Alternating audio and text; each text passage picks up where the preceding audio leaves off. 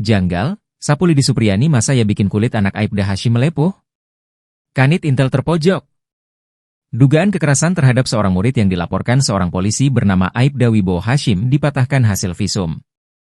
Sebelumnya, akibat adanya laporan dugaan kekerasan oleh Aibda Hashim, seorang guru honorer bernama Supriyani sempat masuk penjara.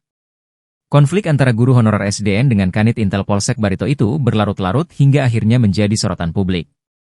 Supriyani kekeh merasa tidak pernah menganiaya anak Aibda Hashim.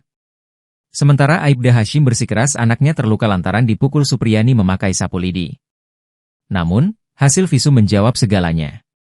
Ketua PGRI Sultra, Abdul Halim Momo, mengatakan kondisi korban berdasar hasil visum mengalami luka bukan seperti dipukul.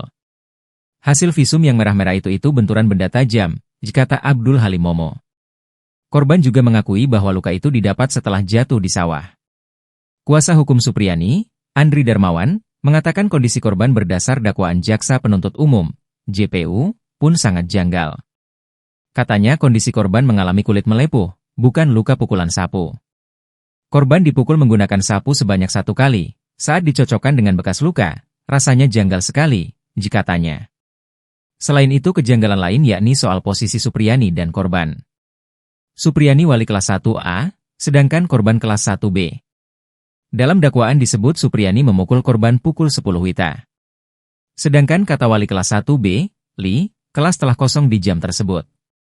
Tidak sinkron karena keterangan wali kelas korban jam tersebut murid sudah pulang, katanya.